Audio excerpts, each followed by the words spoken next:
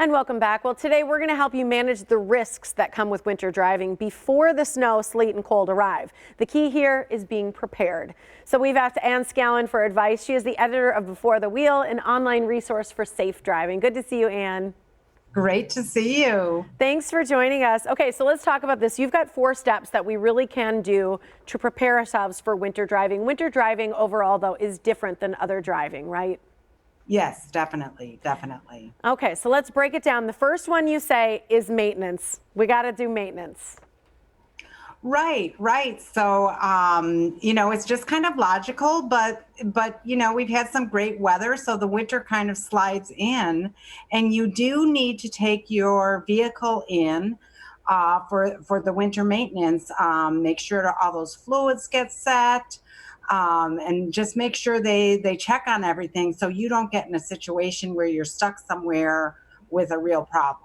Yeah, the tires, all that. My brothers and my mom always used to say, keep the tank at least half full. Is that still a standard? Yes, yes, definitely in the winter. I mean, things take longer. You have to go slowly. So you really have to have a nice half full to full tank. Don't get stuck in the winter. All right, step number 2 that you should do to prepare for winter driving is plan ahead for each trip.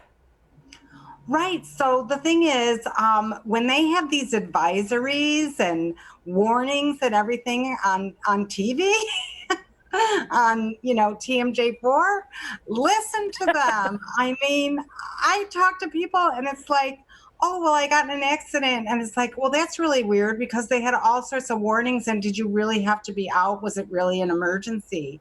So all the information is available to us, and we just need to use it and make educated decisions. Absolutely. This is something I thought was interesting that you say never use cruise control in the winter. Why is that?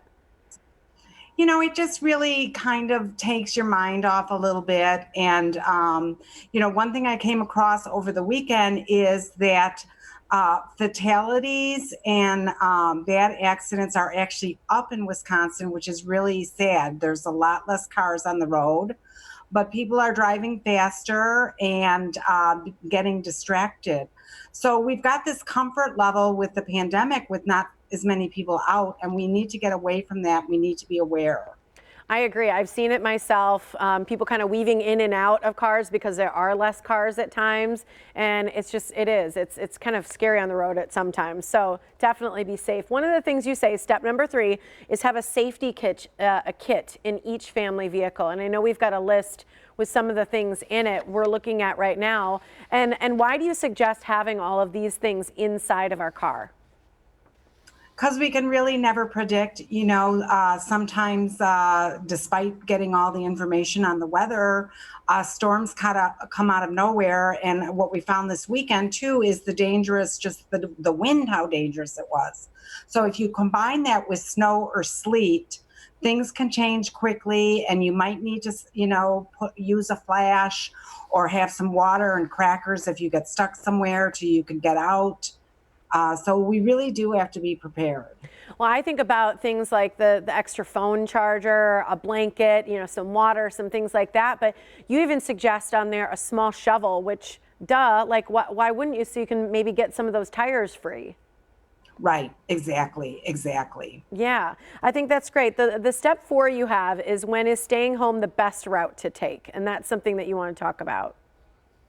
Right. So again, when they are really strongly advising against you go out, just think about when you go to an airport. They're not going to fly that plane unless the runway is safe.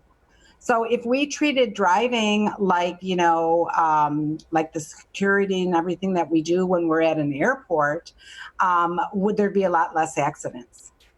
I know for, regular times of the year, you're supposed to have 2 car lengths. How much should you keep within the winter months? I always say a car length for each 10 miles per hour. So if I'm going 60, I will actually be 6 car lengths behind. And I can tell you just a few weeks ago, some people had gotten mixed up and somebody almost crashed into somebody else and went into my lane. But I was far enough back for no crash to happen. You're someone I feel like I would ride with anywhere. So good to see you, Ann. Thank you. It's so true. You've got such great information for teens, for all of us to remember. For more information, visit the website. It's beforethewheel.com.